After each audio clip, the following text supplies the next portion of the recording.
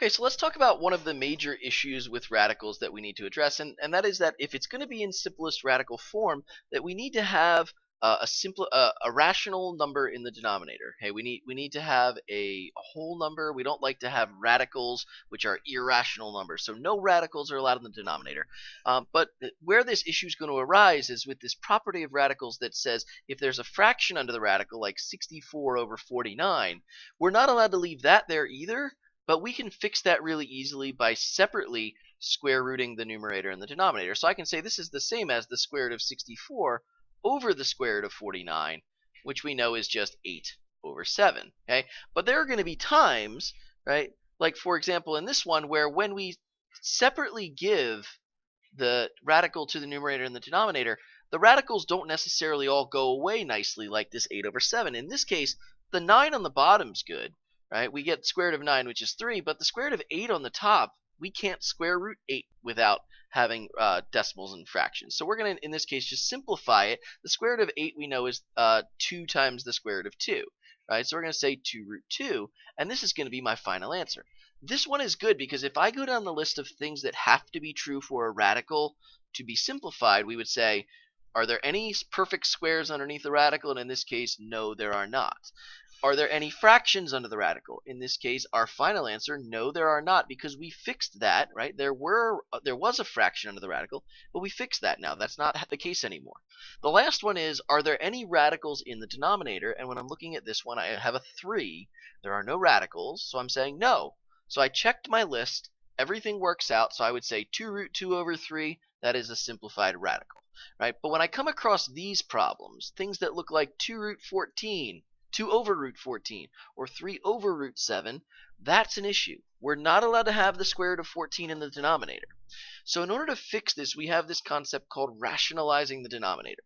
We're okay with the numerator maybe looking a little bit more messy as long as we can get that radical out of the denominator. So in order to fix this, in these situations where I have something like a very simple expression I'm noting up here as a monomial, which means just one term, no pluses, no minuses, a very simple expression, we can fix this just by multiplying the numerator and the denominator by the radical that we want to go away.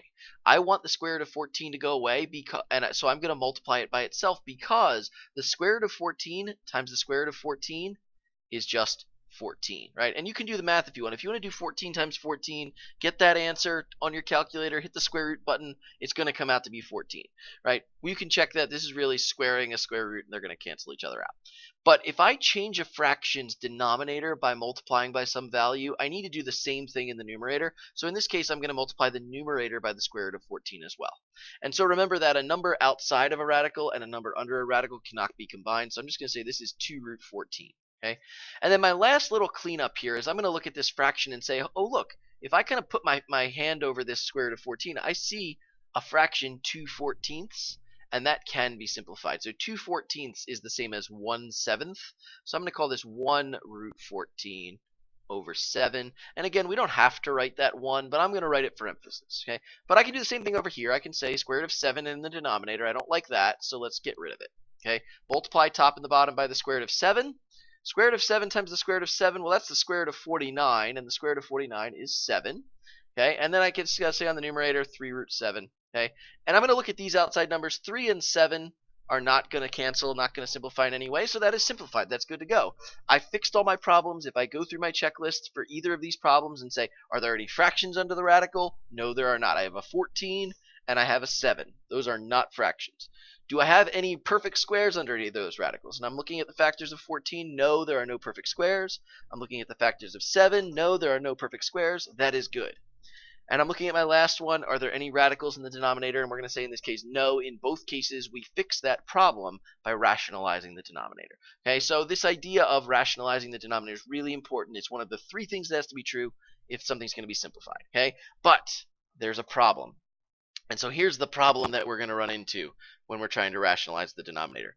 If you try to multiply together radical expressions, if I multiply a radical expression that is not a monomial, which means it has 2 or more parts to it, if I try to multiply those together and try to make the radical go away, watch what happens here. Okay, if we use what we know about multiplying together binomial expressions, this is really like a FOIL problem. If I do the square root of 7 times the square root of 7, it's just 7. The square root of 7 times 4 is 4 square root of 7. And then I'm going to move on to this one, 4 square root of 7 again. Okay? And 4 times 4 is 16. Okay? So if you notice, when I put this all together and simplify it, it looks like I get 23, and then 4 root 7 plus 4 root 7 is 8 root 7. Okay? And so if you notice, I just multiplied an expression, a radical expression, by itself, and I still have a radical. When he did that back here, I multiplied this radical expression, the square root of 14, by itself, and my answer did not have a radical. That was the whole point of multiplying it by itself. When I try that now with this expression, square root of 7 plus 4, and I multiply that by itself, my answer now has a radical in it, and I haven't fixed my problem now, right? The problem was I wanted that radical to go away, and it's still there, right? So when we have binomial expressions like square root of 7 plus 4, and I want those to go away, we have a different strategy. So here it is.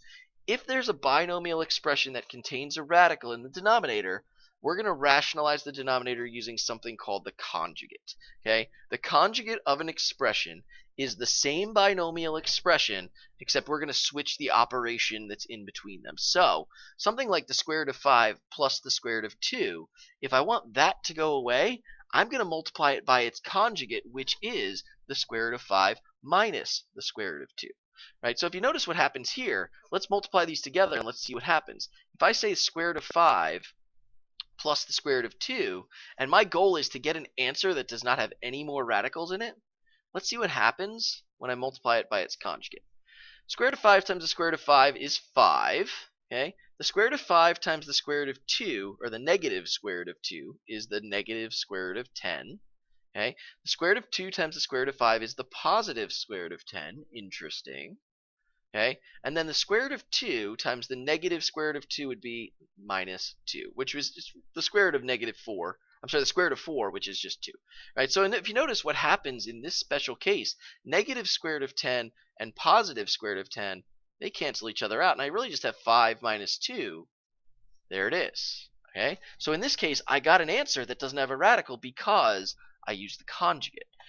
So here's where this is going to come into play with what we're trying to accomplish. If I ask you now to simplify either of these expressions, which I'm just going to do the first one, right? So we're going to look at this and say, I'm not allowed to have a square root. I'm not allowed to have any radical in the bottom of this fraction. So if I want this to go away, I'm not going to multiply the denominator by itself. I'm going to multiply the denominator by its conjugate. So I'm going to multiply the numerator and the denominator of this problem by the square root of 5 plus the square root of 2. And the numerator also has to be multiplied by the square root of 5 plus the square root of 2. Okay, so slight change to make this happen. So in the numerator, 6 times the square root of 5 is the 6 square root of 5, and this is distribute, so 6 square root of 2 is still 6 square root of 2. Okay, and in the denominator, we just did this a second ago, right? We just did square root of 5 minus square root of 2 and square root of 5 plus square root of 2, and we saw that the answer really turns into 3. Right? So I can say now my denominator is 3. And I fixed my problem. My problem was no radicals in the denominator, and now I don't have radicals in the denominator, right? So I have one little cleanup step here again. Since I have 6/3 and 6/3, I can turn this into 2 root 5, okay, plus 2 root 2. Okay, so I can do a little bit of cleanup by dividing everything by 3, and that's going to work out. Right? So again, we get this idea of complex conjugates, we call them. I'm sorry, radical conjugates, where when we're trying to multiply them together, we have to use the conjugate. We can't just use the repeat. I couldn't put another minus sign here if my goal is to get rid of radicals in the denominator.